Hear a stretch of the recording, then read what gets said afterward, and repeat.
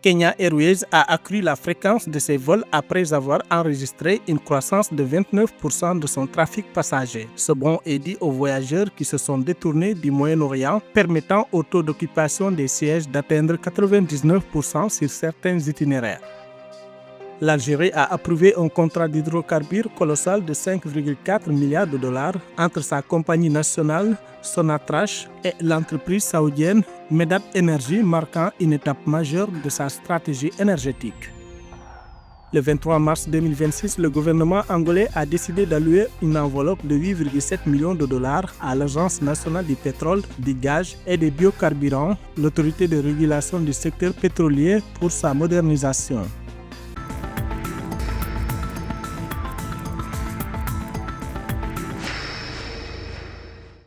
Kenya Airways a augmenté la fréquence de ses vols après une forte hausse de la demande, les voyageurs se détournant des aéroports du Moyen-Orient touchés par les conflits. En pleine basse saison touristique, le taux d'occupation des sièges de la compagnie a atteint des niveaux exceptionnels, montant jusqu'à 99% sur certains itinéraires, soit une croissance de 29% du trafic passager. Cette demande est particulièrement forte sur les liaisons vers l'Europe, les États-Unis et l'Asie. La compagnie kenyane s'impose comme l'un des rares gagnants d'une conjoncture géopolitique difficile. Kenya Airways transforme ainsi la crise régionale en une opportunité stratégique de croissance et de consolidation de parts de marché. Cette période qui s'étend de janvier à juin est une basse saison pour nous.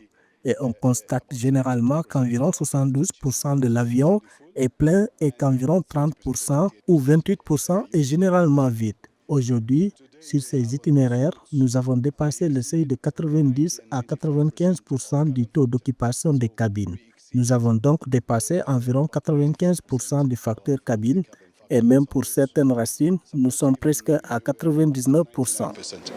Contrairement à de nombreux concurrents, la crise au Moyen-Orient soumet d'autres compagnies à des difficultés majeures, notamment des risques sécuritaires et des réacheminements. En se positionnant comme un axe alternatif de transit, Kenya Airways voit ses revenus passagers augmenter significativement. Nous achetons l'espace de chargement. Vous avez un avion cargo, je vous achète tout l'espace de chargement et je transfère tout l'espace cargo à Kenya Airways. Vous vous occupez de l'exploitation, vous prenez en charge tous les autres frais et vous vendez la cargaison et c'est moi qui suis responsable de l'emballage, de la manutention et de la logistique. Kenya Airways mise sur une stratégie à long terme et prévoit de fidéliser environ 40% des nouveaux passagers acquis pendant le conflit. Malgré l'opportunité actuelle, le rapport de 2025 de la compagnie aérienne montre une baisse de performance avec un chiffre d'affaires de 575 millions de dollars, en recul de 19% sur un an. Le nombre de passagers a également diminué, s'établissant à 2,188 millions, soit une baisse de 14% par rapport à 2024.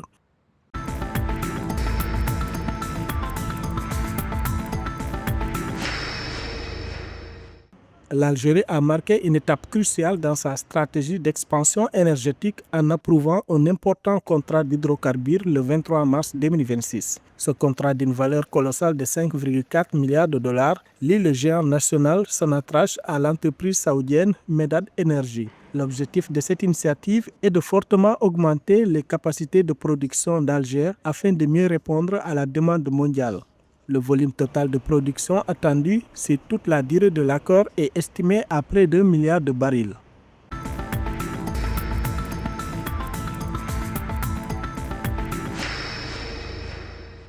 Le 23 mars 2026, le gouvernement angolais a décidé d'allouer une enveloppe de 8,7 millions de dollars à l'Agence nationale du pétrole, du gaz et des biocarburants ANPG, l'autorité de régulation du secteur pétrolier. Ces fonds sont spécifiquement destinés à la modernisation technologique de l'agence, couvrant notamment l'acquisition de services de support et de maintenance pour les licences informatiques jugées essentielles à son bon fonctionnement.